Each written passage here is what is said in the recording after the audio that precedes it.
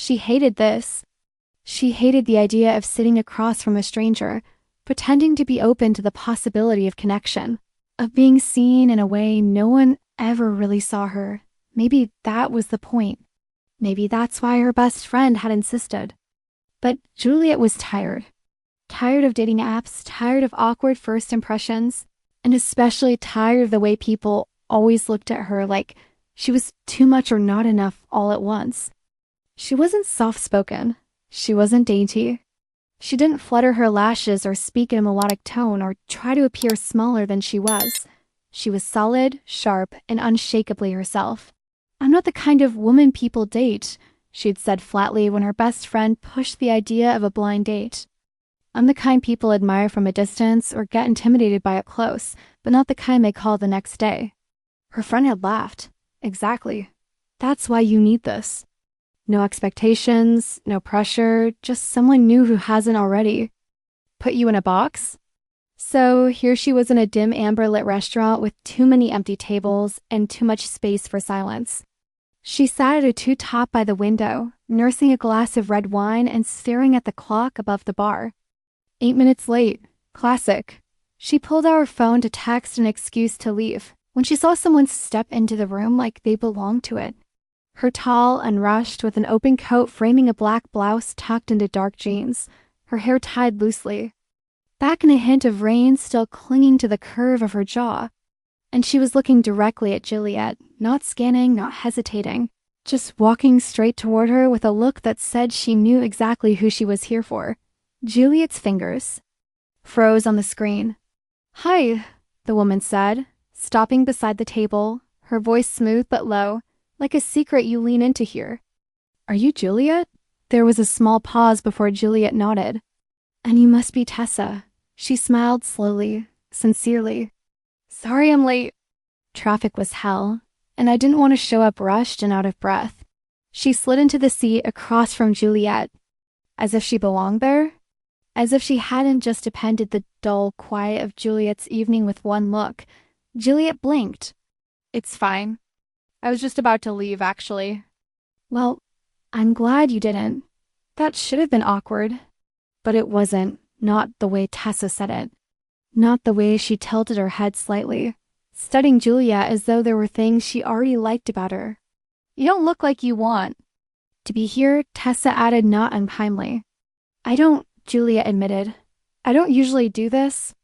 Blind dates people." Tessa smiled again. "I don't either, but I was told I'd regret it if I didn't meet you." Juliet huffed a laugh. Same. And then something shifted slightly, softly, as if the tension that had built into the back of her neck began to unravel. Tessa was easy to talk to in the way that made Juliet almost suspicious. She didn't ask invasive questions. She didn't try too hard to impress. She simply talked about the music playing in the background, the ridiculous wine list, the way she thought the candles on the table were trying too hard. And when she asked Juliet a question, she actually listened. That alone made Juliet want to say more than she should.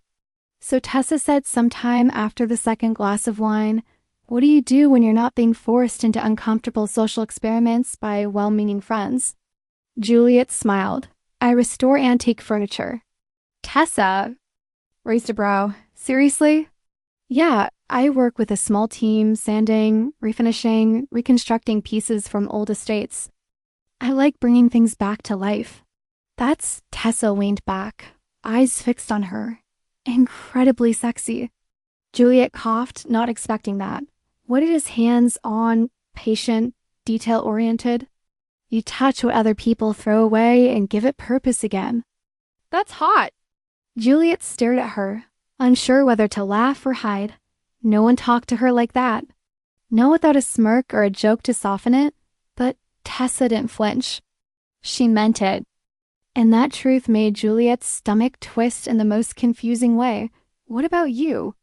Juliet asked, needing to shift the spotlight. "What do you do?" "I'm a ceramicist." "A what?" "I make pottery. Clay kills mud and fire and form." "I've got a little Studio behind my place? Wow, it's messy, meditative, and it gives me an excuse to be barefoot most days. Juliet laughed. And it wasn't the guarded kind she gave strangers. It was the rare one, the one that started in her chest. Tessa leaned in slightly. You're not what I expected. Neither are you. Is that a bad thing? Juliet shook her head, eyes not leaving hers, not even a little. They sat in that silence for a moment, a comfortable, charged quiet that made Juliet suddenly aware of how close their knees were beneath the table. You still want to leave? Tessa asked, her voice a notch lower. Juliet looked at her wine glass, then at the rain sliding down the window behind Tessa, then back to her eyes. No, I don't. And just like that, a spark caught.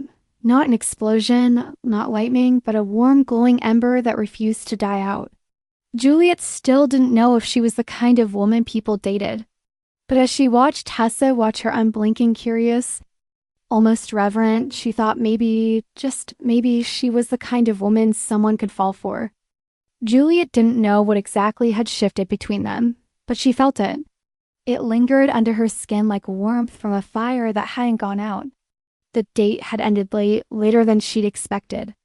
No dramatic gestures, no lingering kiss, just a hug at the door of the restaurant, slow and reluctant, and a look that held her still for several seconds before they parted ways. Tessa had simply said, "Let me know if you want to do this again," with a softness in her voice that Juliet couldn't shake for the rest of the night. And now, 4 days later, Juliet was staring at her phone like it owed her an answer. She hadn't texted. Neither had Tessa. Maybe that was the moment's magic, fleeting, delicate. Or maybe Juliet was afraid because the way Tessa had looked at her wasn't casual. It wasn't flirtatious or playful or superficial. It was reverent, and Juliet didn't know what to do with that. She had dated before, yes, but always with a buffer, always guarded.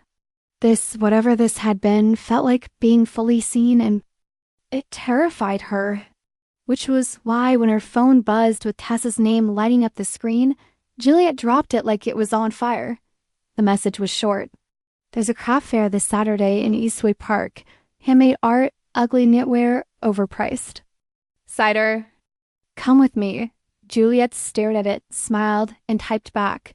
Ugly knitwear. Hard to resist. Tessa responded instantly. That's what I thought. I'll pick you up at 11 o'clock. The day was overcast but dry, the air crisp with late autumn. Tessa showed. Up in a thick burgundy scarf and a leather jacket worn at the edges, her hair down this time. Wind-blown and gorgeous. Juliet, despite herself, felt a flutter of something. Excitement or nerves? She wasn't sure. Tessa's car smelled faintly of clay and coffee, and the radio played soft instrumental jazz, which somehow made Juliet feel like she'd stepped into someone else's life. You look good, Tessa said as they pulled away, not glancing over, just saying it like it was the most obvious truth. Juliet swallowed. So do you. I wore the scarf to impress you. Did it work? It's working right now. Juliet looked out the window, smiling quietly, heart thudding against her ribs. The craft fair was sprawling, chaotic, and somehow charming in its mess. Booths of hand-woven blankets, absurdly shaped candles, local honey, and artisan dog biscuits filled the park. Music played from a small stage. Kids ran around with face paint and warm cider. And Tessa kept brushing against Juliet's arm, not quite holding her hand, but staying close enough that Juliet felt the pull of her presence in every movement. At one booth, Tessa bought Juliet a pair of small, hand-thrown ceramic earrings. You don't have to, Juliet began. I want to, Tessa said simply. They reminded me of you. A little imperfect. Solid. Beautiful. Juliet blinked. You think I'm beautiful? Tessa turned to her fully, eyes calm and serious. Yes, in a way that makes people nervous, and in a way they remember. Later, they sat on a bench with hot cider and paper-wrapped pastries. Tessa leaned back, one ankle resting on the opposite knee, completely relaxed. Juliet, on the other hand, was very aware of every inch between them and how much she wanted to close it. You're easy to be around, Juliet said, surprising herself. I usually hate this kind of thing, people, crowds, but with you it's easier. Maybe because you don't have to perform, Tessa replied gently. You don't have to shrink or adjust yourself. I like you as you are. Juliet turned her face slightly, but not before Tessa caught the blush rising in her cheeks. Then, after a long pause, Juliet asked, Why did you agree to the blind date? Tessa tilted her head. Because I was told you were difficult, stubborn, independent, and emotionally guarded. Juliet laughed. And that made you want to meet me? Absolutely. Why? Because people like you aren't boring. And because I've been all those things, too. There was a silence then, deep and full of quiet understanding. Juliet's heart beat faster. They drove back as the sky turned golden. When Tessa walked her to the door, Juliet hesitated. Do you want to come in? She asked softly, not quite looking at her. Tessa didn't move. Not yet. Juliet met her eyes confused. Why not? Because this what we're building deserves space to breathe, and because I don't want to rush something that already feels this rare. Juliet stared at her. No one had ever said something like that to her before. No one had seen her, wanted her, and still chosen patience over impulse. Tessa stepped forward slowly and brushed her fingers lightly along Juliet's jaw. But I do want to kiss you, she murmured. May I? Juliet didn't answer. She just nodded. And when Tessa kissed her gently, reverently, like Juliet was something precious, Juliet felt herself melt into it. It wasn't a kiss full of hunger or heat.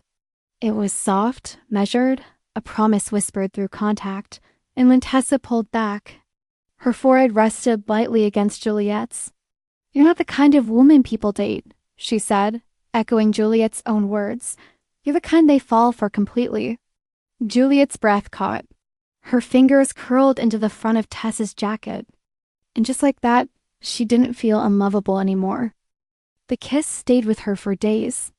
Juliet could still feel the soft press of Tessa's lips, the gentle way she'd rested her forehead against hers afterward, like they'd shared something sacred. It wasn't just the kiss. It was everything surrounding. It, the patience, the restraint, the quiet certainty in Tessa's touch. No one had ever kissed Juliet like that before. Like she mattered, like she wasn't just a moment or a phase or a curiosity, but something worth holding gently and intentionally. It terrified her and it thrilled her. She kept looking at her phone again, not out of desperation. No, Juliet had never been the kind of woman to chase. But now she was beginning to understand something her walls had never allowed. Wanting didn't have to mean weakness. So when Tessa texted her, I want to show you something this weekend.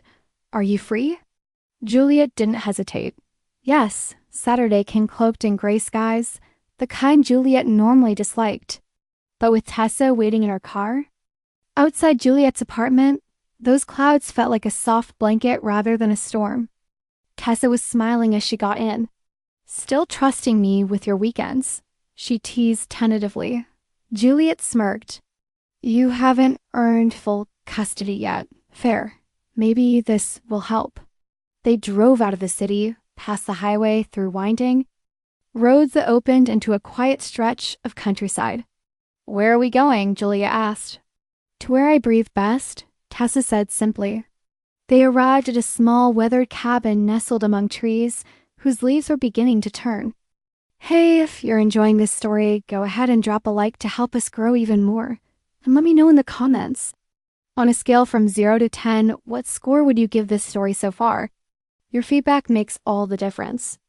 There was a wraparound porch, a hammock tucked between two birches, and a chimney already letting out wisps of smoke. You live here? Juliet asked, stunned. Part-time. When I need to think or when the city feels too loud. It's beautiful. So are you? Tessa said, walking past her to unlock the front door like it was the most casual truth in the world. Juliet stood frozen for a second, heart kicking in her chest. Inside, the cabin was warm, scattered with handmade pottery, old books, pick blankets. and a stone fireplace that crackled with a gentle flame. It smelled of cedar and cinnamon and something uniquely Tessa. No one's ever brought me somewhere like this, Juliet said softly. It's always loud bars or restaurants or their apartment they pretend they clean regularly. This place isn't for everyone, Tessa replied, pouring tea into handmade mugs, but I wanted you to see it. They sat by the fire, close but not touching, wrapped in silence that felt comfortable rather than empty. I come here when I forget who I am, Tessa said eventually. When I need to remember that I'm allowed to slow down, that I don't have to be everything all the time. Do you forget often? More than I'd like. Juliet looked into the fire. I forget how to let people in.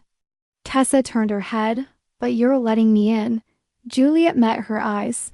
Yeah, and it's terrifying. Tessa didn't reach out. She didn't try to fix it. She just nodded like she understood all too well. And that was enough. As the evening deepened, Tessa cooked a simple dinner.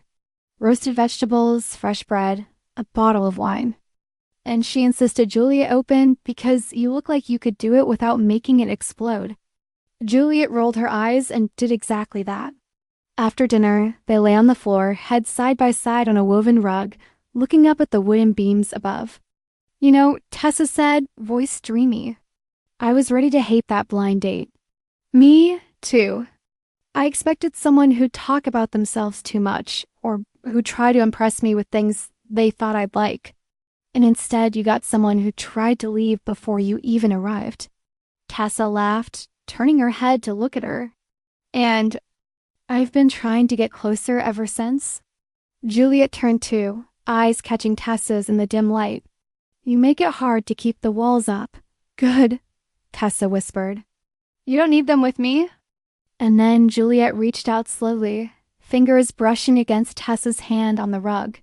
Tessa turned her palm upward and laced their fingers together without a word. They didn't kiss that night, didn't need to. There was something more intimate in that simple touch. The way Juliet let herself fall asleep with Tessa's hand in hers, the fire crackling low beside them, and a sense of safety she hadn't felt in years. Tessa didn't ask for more, and that restraint again made Juliet want to give her everything. Juliet woke before the sun. The fire had died down to glowing embers, and the air in the cabin had cooled, but her hand was still warm, still wrapped in Tessa's. She hadn't let go in her sleep. That alone made Juliet's chest ache in a way she wasn't used to. It was unfamiliar, this kind of safety, not the loud, dramatic kind full of declarations and promises, but the quiet kind, the kind that sat with you on a floor overnight and didn't ask for more than your presence. She turned her head slowly. Tessa was still asleep, lips parted slightly, her face soft in the faint orange light of morning. Juliet studied her. The faint smudge of clay in her hairline, the rise and fall of her breath, the small, barely there crease between her brows. She looked real, human, breakable, and that made Juliet feel something fierce and tender at once. She didn't move. She just stayed there watching hand in hand with someone who had somehow impossibly become a part of her. They spent the rest of that day tangled in softness. Nowhere to be, no schedule to obey.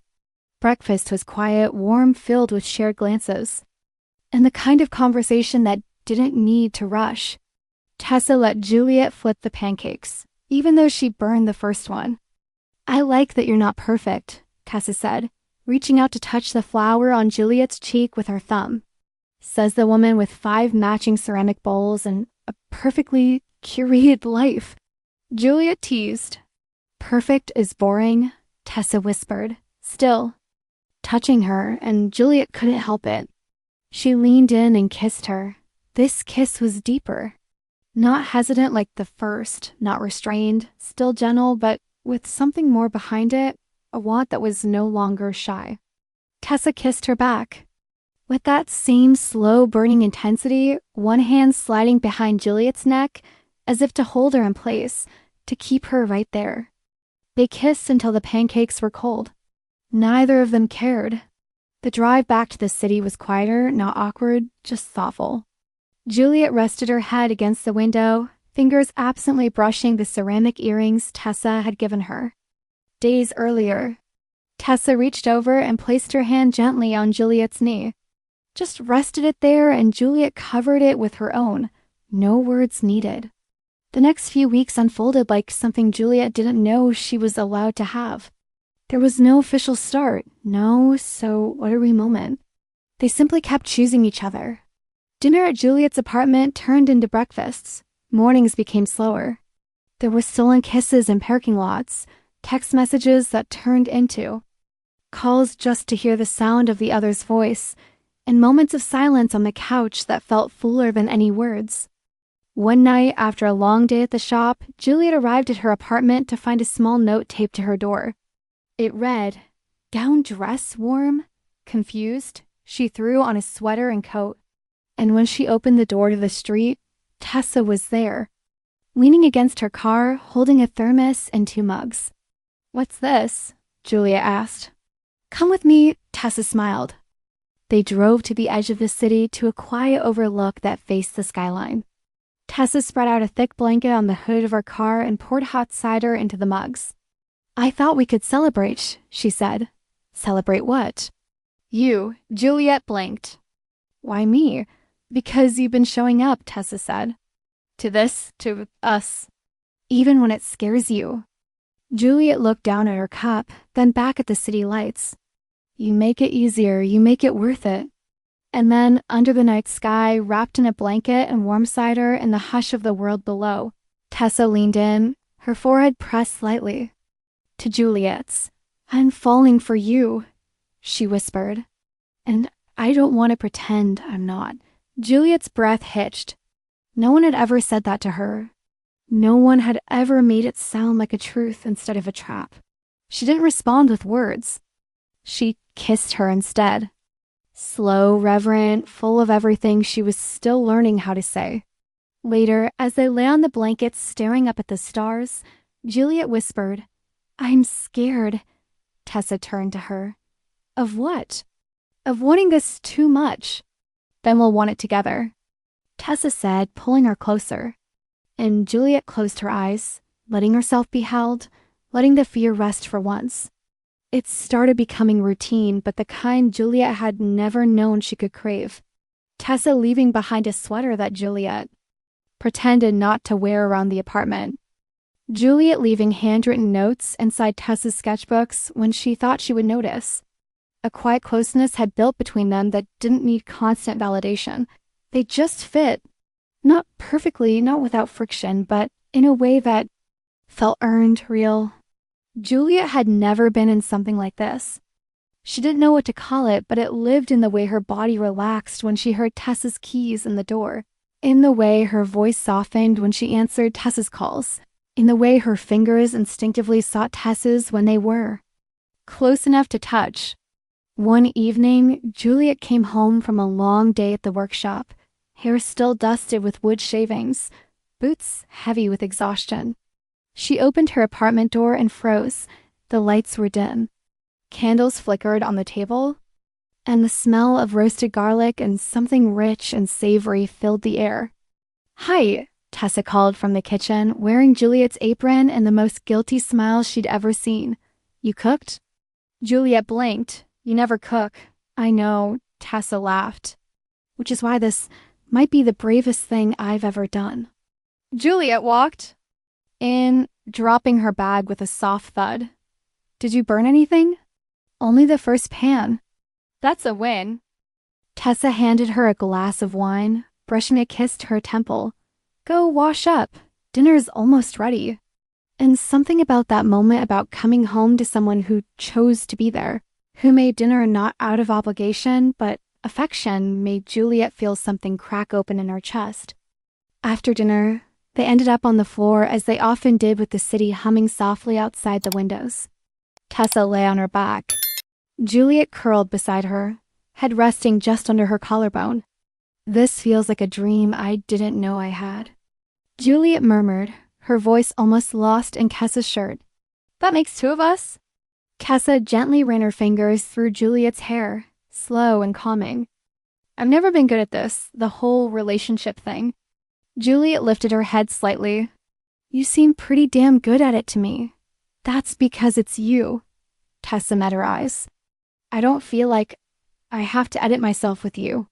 You let me be all the messy parts and you don't try to fix them. You just see them. Juliet reached up, tracing the edge of Tessa's jaw. You make me want to be softer. That's new for me. I don't want you softer, Tessa said, taking her hand. I just want you open, and I'll give you every reason to feel safe doing that. Juliet's throat tightened.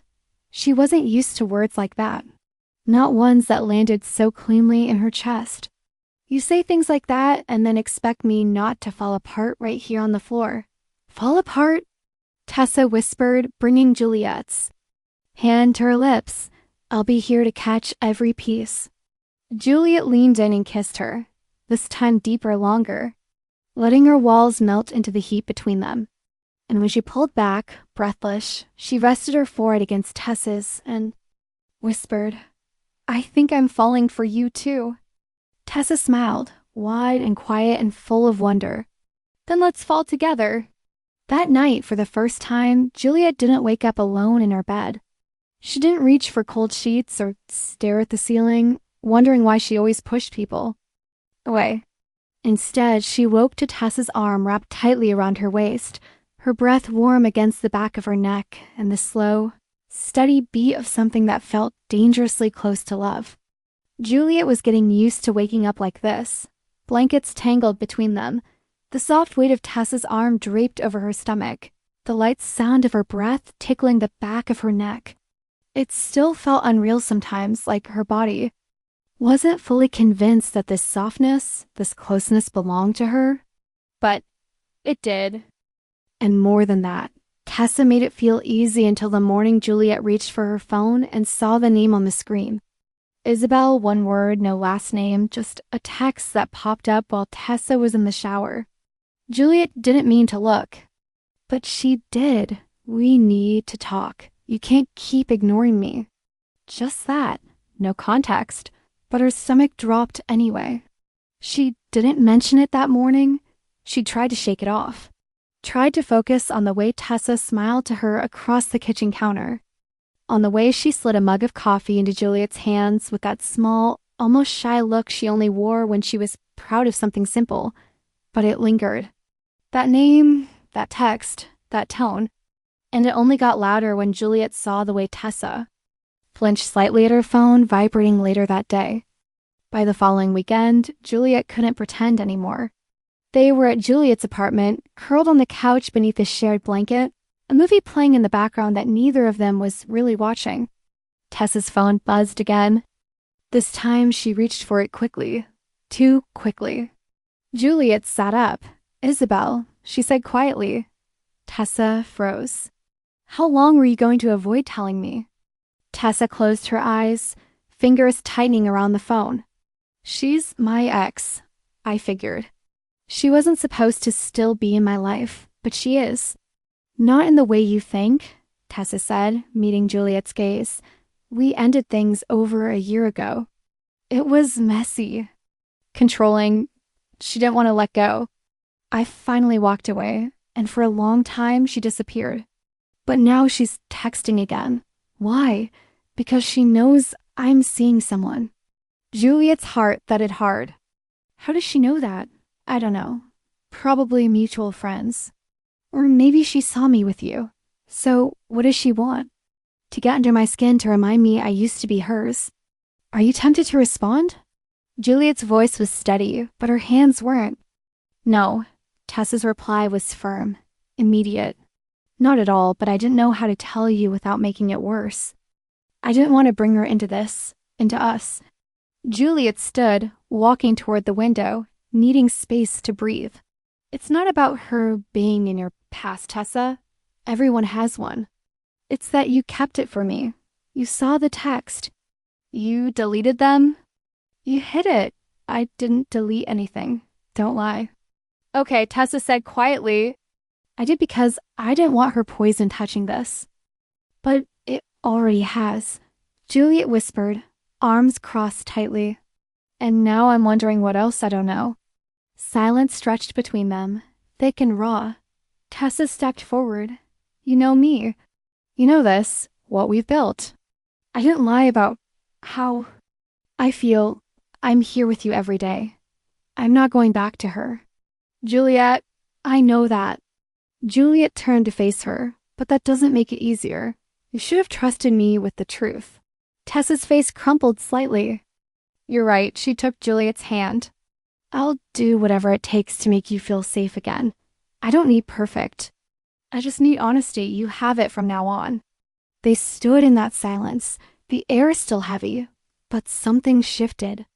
Tessa didn't make excuses. Juliet didn't push her away.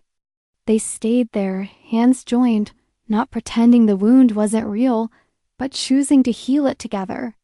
That night, they didn't curl into each other like usual. Juliet lay facing the wall for a long time, eyes open, thoughts spinning. But at some point in the dark, Tessa reached for her, just her hand, just her fingers brushing against Juliet's knuckles. Juliet didn't pull away. She let her grip tighten slowly, and eventually she turned toward her. Not with a smile, not with forgiveness just yet, but with presence, with willingness. Sometimes love didn't look like candlelight and kisses. Sometimes it looked like staying through the tension, like fighting for each other when it would be easier to run. Juliet thought she was prepared. She really did.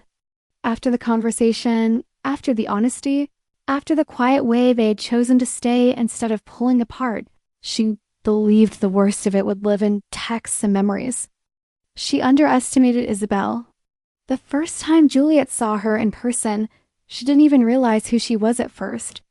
They were at a small neighborhood market, one of those places Tessa loved because it sold local bread and handmade soap, and everything smelled faintly of citrus and herbs. Juliet was comparing jars of honey when she felt the shift in the air beside her. That subtle tension you only notice when someone enters your space with intention. You must be Juliet, the woman said. Her voice was sweet, practiced with a sharp edge hidden just beneath it. Juliet turned slowly. Isabel was beautiful in a way that felt deliberate. Perfect hair, perfect posture, a smile that didn't quite reach her eyes. She looked Juliet up and down, not rudely but thoroughly, like she was assessing something she already believed she understood. I'm Isabel, she continued, extending a hand. Tessa's ex. Juliet didn't take the hand. She didn't step back either. I know who you are. Isabel smiled wider. Of course you do. That was when Tessa appeared at Juliet's side, her body immediately tense. Isabel, she said flatly, what are you doing here? Shopping, Isabel replied innocently. Am I not allowed to exist in the same city as you? Her gaze flicked to Juliet again. I was just curious. You've been a topic lately. Tessa's jaw clenched. This isn't appropriate. Neither was the way you left, Isabel said softly, stepping closer. But here we are. Juliet felt it then. Not jealousy, not insecurity, but anger. Isabel wasn't here to reconnect. She was here to provoke, to destabilize, to remind Tessa of a version of herself she had fought to leave behind. We're leaving, Juliet said calmly, slipping her fingers into Tessa's hand. Isabel's eyes narrowed just a fraction. Of course you are, she said. Run along. Enjoy the honeymoon phase. It never lasts with her. Tessa stiffened, but Juliet squeezed her hand tighter and pulled her away, refusing to give Isabel the satisfaction of another word. But Isabel didn't stop there. She showed up at Tessa's studio the following week, unannounced, leaning against the doorframe like she belonged there. You always loved when I surprised you, she said, ignoring the way Tessa's face hardened. You need to leave, Tessa replied. You don't get to decide that, Isabel shot back. This place, this life. I was here before, and you made it unbearable. Tessa said, voice shaking despite herself. I'm not that woman anymore, no, Isabel. Smiled cry. Now you're playing house with someone who doesn't even know what you're capable of. That night, Juliet felt the distance. Not because Tessa pulled away, but because the intrusion had shaken something deep inside her. They lay in bed, backs not quite touching, the space between them louder than any argument. "She wants to get in her head," Juliet said quietly. "She already has," Tessa admitted. "And I hate that it affects us." Juliet turned toward her. "It affects you ask because it matters, because you matter." Tessa exhaled shakily. "I'm scared I'll lose you over this." Juliet reached out, resting her hand over Tessa's heart. "You won't, but I need to know you're choosing me. Even when she's loud, even when it's hard." Tessa nodded, tears shining in her eyes. "I am. I choose you." The next time Isabel appeared, it was outside Juliet's workshop. That was the line. Isabel leaned against a post, arms crossed, lips curled into a knowing smile. "You're strong," she said to Juliet without preamble. "I can see why she's drawn to you." "This ends now," Juliet replied, stepping closer. "You don't get to intimidate me." "I'm not intimidating you." Isabel laughed softly. "I'm warning you. She leaves when things get real." Juliet didn't raise her voice. She didn't flinch. "You don't know her anymore, and you definitely don't know me." Isabel's smile faded. For the first time, something like uncertainty flickered across her face. "You think love makes you brave," she said. "It does," Juliet answered. "But boundaries make me stronger." She turned and walked away, heart pounding, knowing this wasn't over, but also knowing something else had changed. Isabel was no longer the shadow looming between them. She was a test, and Juliet wasn't going anywhere. Juliet had always believed there were lines people didn't cross. Invisible ones, maybe, but solid all the same. Boundaries that once broken changed everything forever. She learned that some people didn't see lines at all. Isabel proved that on a Tuesday afternoon, the kind of ordinary day that later felt poisoned in memory. Juliet was at the workshop, hands deep in sawdust, restoring the curved leg of Anne. Old oak table when her phone buzzed repeatedly in her pocket. She ignored it at first, then again and again. Finally, irritated, she wiped her hands and looked. It was a message from a client she barely remembered working with months ago. "I didn't realize you were involved in that kind of drama." "I need to cancel the commission." Juliet frowned, confused. Before she could respond, another message came in, then another. Different numbers, different names, all variations of the same tone. Doubt, discomfort, judgment. Her stomach tightened. She opened her email. There it was, an anonymous message sent not only to her clients, but to the workshop's shared mailing list. Screenshots, half-truths, carefully cropped images of Tessa and Juliet together, and a message dripping with suggestion rather than fact, implying unprofessional behavior, instability, emotional recklessness. Isabel hadn't attacked their love directly. She'd attacked Juliet's livelihood, her sense of safety, the thing she'd built with her own hands. Juliet felt cold, not angry, not yet, just hollow. She left the workshop early, locking the door. Behind her with shaking fingers, and drove without knowing where she was going until she found herself parked outside Tessa's studio.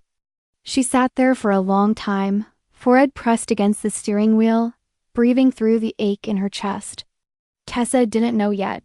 Juliet knew that immediately. She knew because if Tessa had known, she would already be here panicking, apologizing, trying to fix something that wasn't hers to fix. Juliet couldn't handle that. Not now. Tessa found out anyway. Isabel made sure of it. She showed up at the studio that evening, smug and unrepentant. "I warned you," she said lightly, watching Tessa's world fracture in real time as the emails loaded on her screen. "You don't get to destroy her life because you can't move on," Tessa snapped, shaking with rage. "I didn't destroy anything," Isabel replied. "I told the truth, or at least my version of it." Tessa threw her out.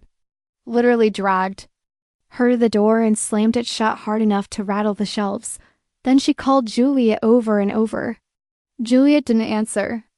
When Juliet finally did speak to her, it was brief, flat, devastating. "I need space," she said quietly over the phone.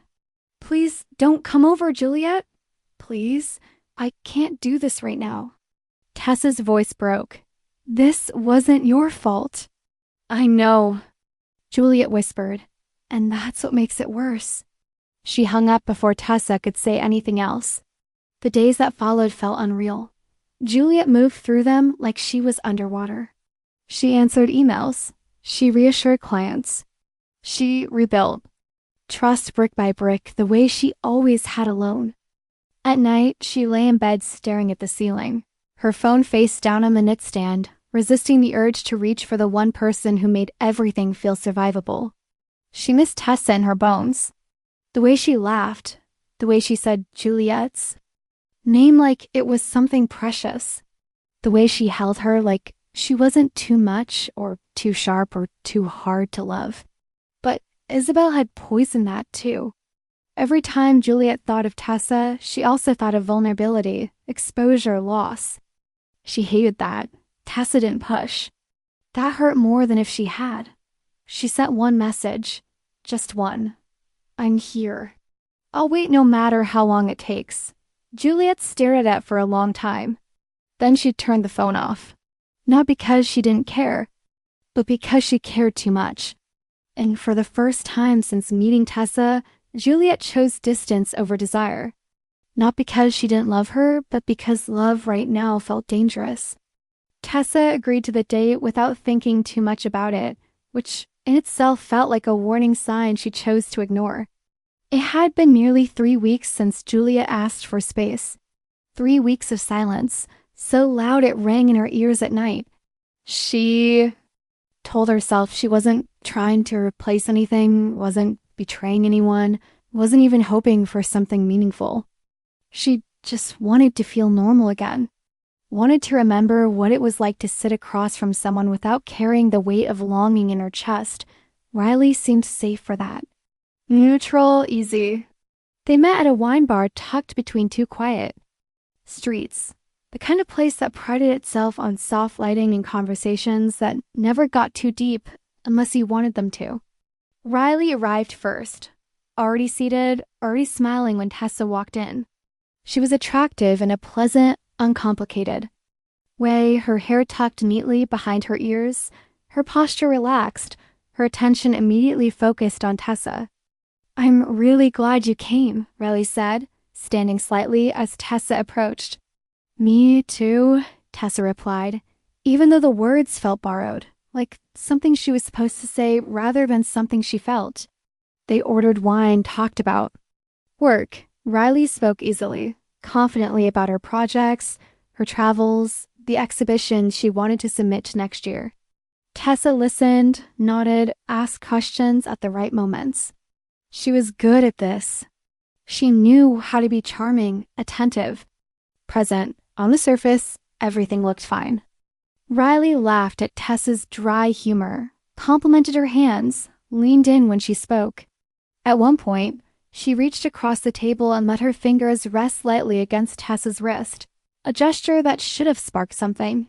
Instead, Tessa felt nothing. No pull, no heat, no instinct to close the distance. Her body stayed still, polite, distant in a way that surprised her. She searched herself for even a flicker of interest, some small thrill she could build on. There was nothing. Just a dull awareness that she was going through motions she'd learned a long time ago. As the evening went on, Riley grew more comfortable, her touches lingering a second longer, her smile softening into something openly hopeful. You're quieter than I expected, she said gently. Not in a bad way, just somewhere else. Tessa hesitated. Swirling the wine in her glass, she considered lying. It would have been easy, but she was too tired for that. I didn't realize how far away I still am, she admitted. Riley studied her for a moment, not offended, not hurt, just observant. Someone still has you, she said. It wasn't a question. Tessa exhaled slowly. Yeah, completely. Yes. Riley nodded, leaning back in her chair. That explains it. They sat in silence for a few seconds, the air between them calm but final. When Riley reached for the check, her movements were unhurried, accepting. You're not broken, she said kindly. You're just already in love." They parted outside the bar with a brief hug that felt more like a courtesy than a goodbye. Tessa walked home alone, the night air cold against her skin, her thoughts louder than the city around her. She realized then that it wasn't just that. She didn't feel anything for Riley. It was that her body refused to open for anyone else. Every instinct she had was still tuned to Juliet. The way she spoke, the way she moved, the way she made silence feel safe instead of empty. Trying to recreate that with someone new hadn't just failed. It had clarified something painful and undeniable. This wasn't about timing or fear or unfinished business. This was love. And love apparently didn't care if it was inconvenient. That night, Tessa lay awake staring at the ceiling, not reaching for her phone, not drafting messages she wouldn't send. She didn't feel dramatic or heartbroken. She felt certain, and certainty, she realized, was sometimes heavier than hope. Juliet didn't know what she expected when she stepped inside the gallery. Maybe to feel like herself again. Maybe to feel nothing at all. The exhibit was small, intimate, the kind that focused more on presence than prestige. She walked slowly through the space, letting her eyes linger on pieces that didn't speak to her the way they once might have. Art used to ground her, used to open her, but lately everything felt like looking at the world through glass. She was surrounded by beauty and couldn't feel a single piece of it. She paused in front of a sculpture. A curved ceramic figure cracked, intentionally down the center but fused back together with gold. Kyugi, the art of honoring something broken by illuminating its fractures. And suddenly she thought of Tessa's hands, the way they cubed her face, like she was made of something that could shatter. She hadn't stopped thinking about her. She'd just gotten better at hiding it from others, from herself. But the feelings never went anywhere.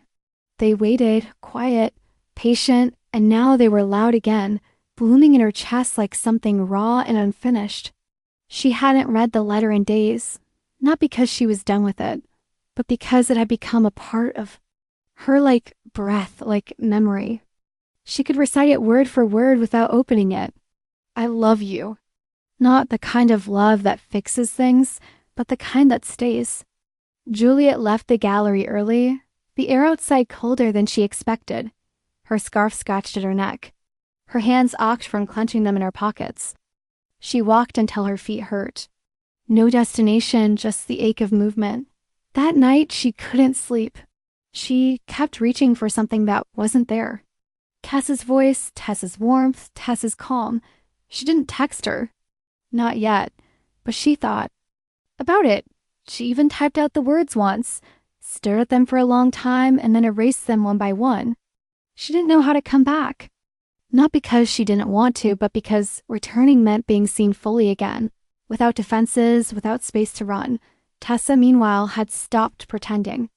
After the night with Riley, after the final quiet understanding that Juliet was still everywhere inside her, she stopped distracting herself.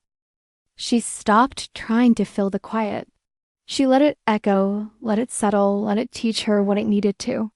There were nights when she stared at the ceiling and whispered Juliet's name, not to bring her back, but to remember what it sounded like when said with love.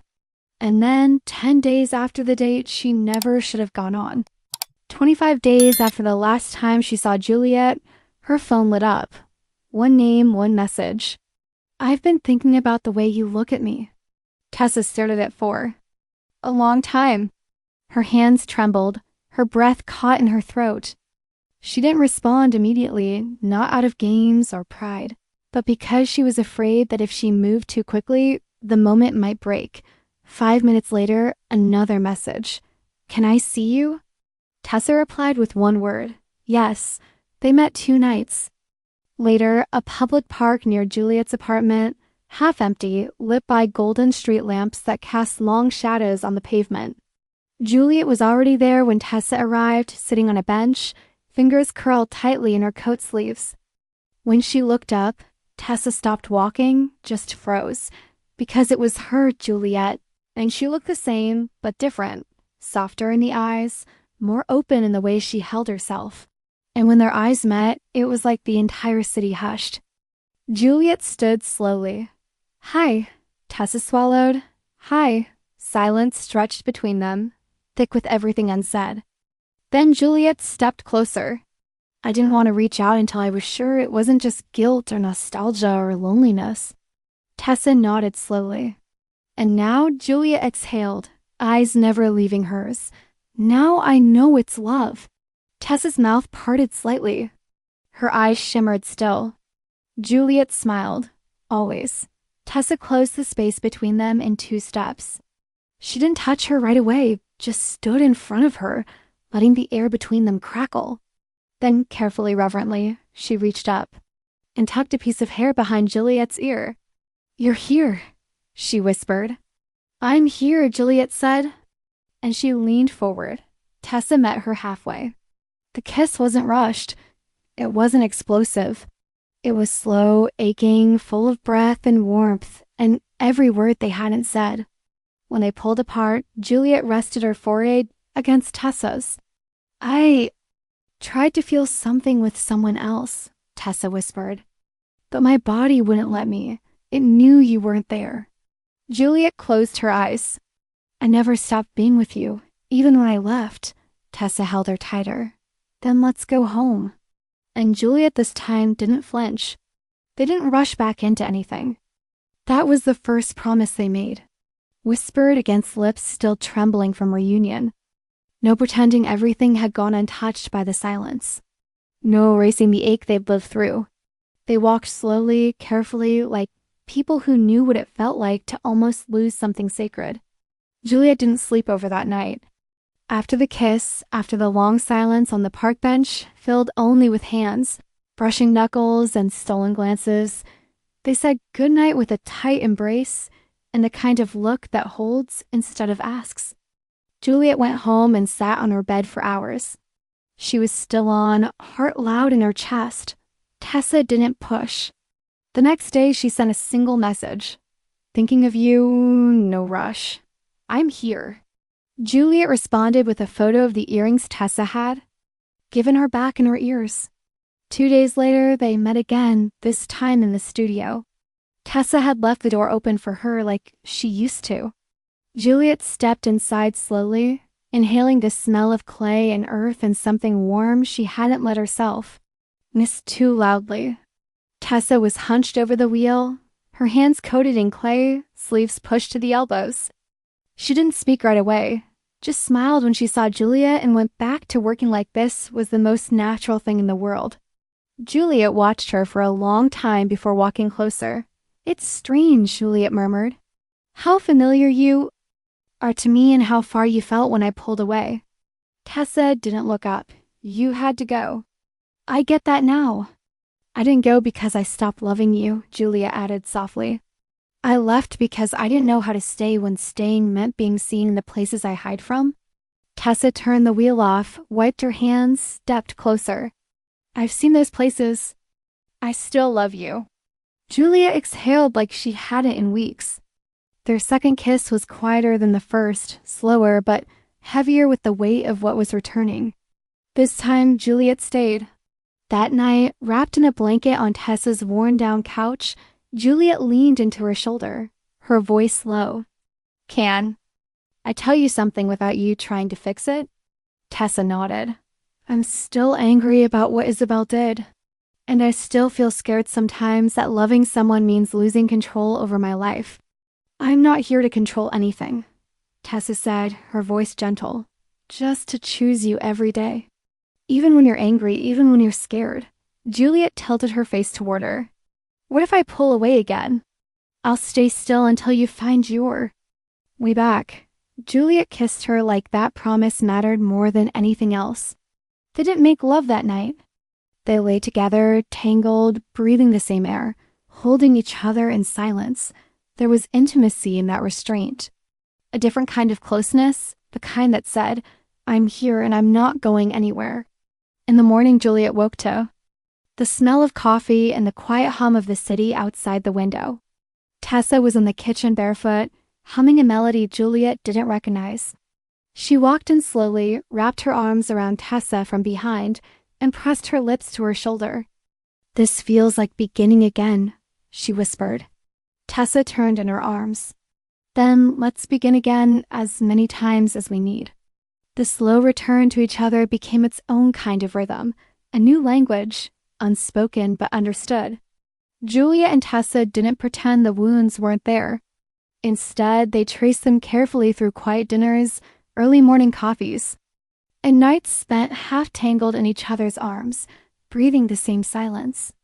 There was something deeply romantic in the restraint in the rebuilding, like they were holding something delicate in their hands and neither wanted to crush it by moving too fast. But they also started to laugh again, really laugh. One night, they ended up cooking together in Tessa's kitchen. Juliet barefoot, Tessa in an oversized hoodie, music playing low in the background. Juliet accidentally spilled olive oil all over the counter and Tessa, trying to catch the bottle, knocked a bowl of chopped onions to the floor. For a second, they both froze. Then they burst out laughing uncontrollably until Juliet had to sit on the floor and wipe tears from her eyes. Tessa crouched next to her, still giggling, and kissed her cheek through the laughter. "I miss this," Juliet whispered. "So did I," Tessa said, pulling her in. "I missed you like air." That night, they kissed like they'd been waiting all their lives. Not slow this time, not careful, full of hunger, longing, and the desperate relief of two people who'd walked through fire and still wanted each other on the other side. They made love slowly, reverently, with hands that remembered and mouths that asked for nothing but yes. It wasn't about perfection. It was about presence.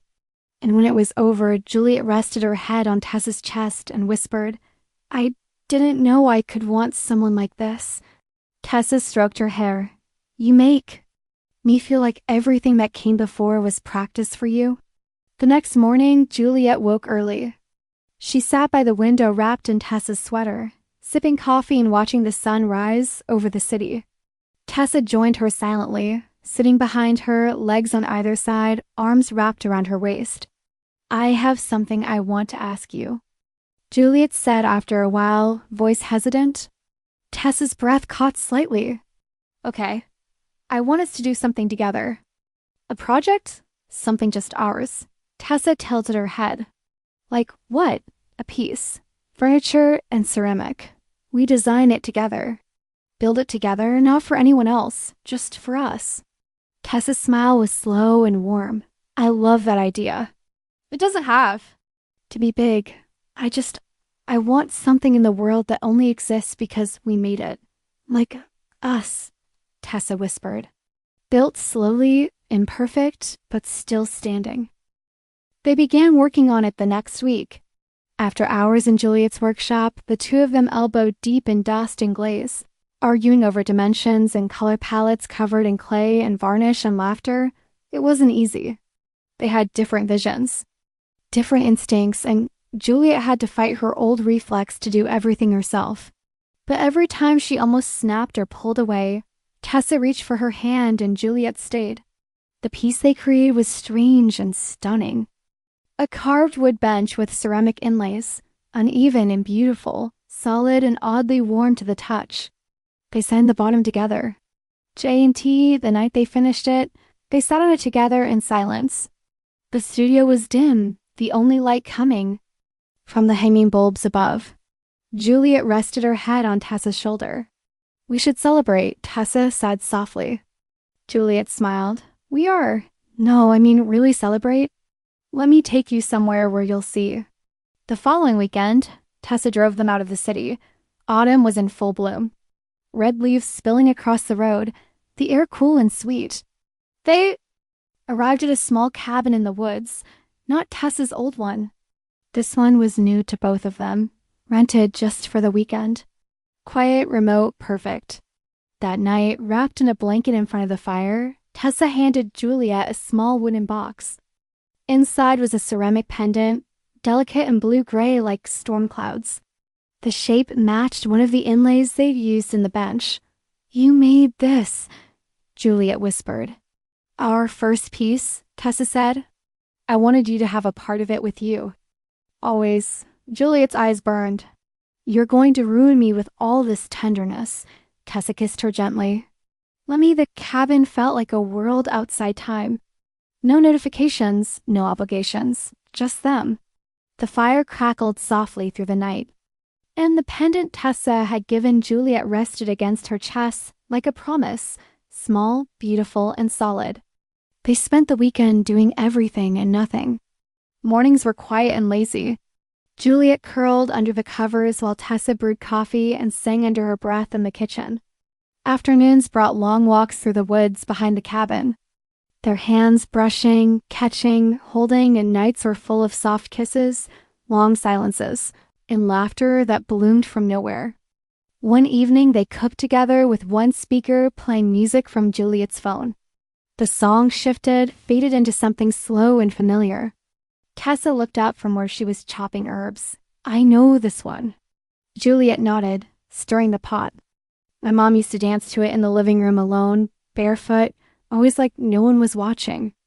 Tessa wiped her hands on a towel and walked over. "Will you dance with me?" Juliet hesitated. "There's no one here to see." "That's exactly why I want to." So they danced slowly, Juliet's arms around Tessa's neck, Tessa's hands at Juliet's waist, their bodies moving in a quiet rhythm only they could hear. Tessa leaned in. "I didn't think I'd get this. Not really. I wanted it, but I didn't think I was allowed." Juliet rested her cheek against her shoulder. "Me neither. I thought people like me were meant to be admired from a distance, not loved up close." Tessa pulled back just enough to look at her. "You're not just loved. You're seen. Every inch of you." Juliet felt her throat tighten. She wasn't used to this. Kind of vulnerability, not without fear. But somehow with Tessa, it didn't feel like falling. It felt like finally landing. Later that night, they sat on the porch wrapped in a blanket, their feet propped on the railing, stars above them burning quietly. Juliet took a sip of wine and then passed the glass to Tessa. "I don't want this to be temporary," she said softly. "It's not." I don't want to go back to just weekends, just visits, just catching moments between responsibilities." Tessa turned to her, gaze soft. "I don't either. So let's change it." Tessa blinked. "Are you saying what I think you're saying?" Juliet laughed under her breath. "I'm saying I want to come home to you. Or have you come home to me? I want to wake up and fight over who uses the shower first and argue about groceries and kiss you. In the doorway before work. I want a life with you." Tessa set the glass down and reached for her hand. "I never thought anyone would want to build something like that with me." "I don't just want to build it," Juliet said. "I want to stay in it. Even when it cacks, even when it leaks, even when it feels too quiet or too loud, I want all of it." Tessa kissed her slowly, deeply, like saying yes with her whole body. They lay together that night, their limbs tangled, breaths matching, hearts calm. There was no fear left, no question marks, just the steady, growing certainty that they were building something that could hold them both. The next morning, Juliet rolled over in bed, tucked her face into Tessa's neck, and whispered, "Let's do it. Move in together." Juliet nodded. "Let's stop making space for doubt. Let's just choose this." Tessa grinned against her skin. Okay, yeah. Let's build a life." They packed up the cabin later that day with hands that lingered in each other's touch, laughing over who forgot to bring the wine cork and who burned the first batch of breakfast. There was no urgency, no fear of what came next, because next was theirs to shape. Moving in together wasn't dramatic. It wasn't marked by a grand gesture or perfect plan. It was Juliet showing up to Tessa's apartment with 2 boxes and a coffee in hand saying, "I think this is the first load." And Tessa replying, "Then I guess this is really happening." It was that simple, that soft, that steady. The process was chaotic in the way only love could be. Half-packed boxes, bubble wrap everywhere. Juliet arguing with Tessa about what counted as essential. You don't need 7 different ladles. They're different shapes, and they all matter. In a drawer full of tangled cords they both swore weren't. Still, through the mess and mismatched habits, there was laughter. There was music playing while they painted a bedroom wall at midnight, barefoot and covered in specks of blue. There were small discoveries that made them pause. The way Juliet always folded her socks perfectly, or how Tessa couldn't sleep without the faint buzz of a fan in the background. The first week brought adjustment. Juliet liked early mornings, her coffee black, her silence respected until 900 a.m. Tessa liked slow wake-ups, humming in the kitchen and adding cinnamon to everything. But they found each other in the middle. Juliet pouring a second cup of coffee just the way Tessa liked it. Tessa staying quiet until Juliet looked up from her mug and said, "Okay, I'm human now." They began to build rituals. Sunday nights became stay-in nights. Blankets on the floor, takeout containers, and a different movie genre every week. Wednesdays were for working side by side in Juliet's shop. Tessa sketching with her headphones in, Juliet sanding or staining something with her brows furrowed. Enhanced study, even in silence, they were company. One evening, as Juliet was fixing a loose hinge on a cabinet in their shared kitchen, she paused, leaned back on her heels, and just stared at Tessa. She was standing by the stove, stirring. Something swaying slightly to the music playing low in the background. Juliet didn't speak. She just watched. Tessa noticed eventually. "What?" she asked with a crooked smile. Juliet shook her head. "Nothing. You just look like home." Tessa walked over and knelt down next to her. "That's funny," she said, "because I was just thinking the same thing about you." Their kiss was soft, familiar. Juliet tasted cinnamon and honey and something so deep it made her heart ache. But not every moment was easy. One Saturday, Tessa's old landlord called. Some final issue with a deposit. Something about damage that wasn't hers. The call dragged. Up old frustrations, and when she hung up, her mood soured. Juliet, tired from a long day, made a joke that didn't land. And suddenly they were snapping at each other in the hallway over nothing. "I'm not your ex, Tessa," Juliet said, voice tight. "I know that," Tessa snapped. "But sometimes it feels like I have to walk on eggshells around you when you get quiet," Juliet flinched. "I'm quiet because I'm trying not to say something I'll regret." They stood there breathing hard. Silence stretched tight between them. Then Tessa sighed. "I'm sorry. That wasn't fair." Juliet's shoulders dropped. "I don't want to fight with you. I don't want us to be afraid of small things turning into big things." Juliet stepped closer. "Then let's agree. No going to bed angry. No pretending everything's fine when it's not. If it hurts, we say so. If we're scared, we admit it." Tessa nodded.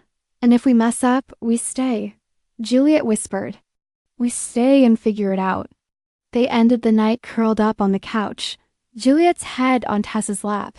Tessa's fingers tracing slow circles on her arm. "This is the part no one talks about," Tessa murmured. "After the happy ending, the part where you choose love over and over, even when it's messy."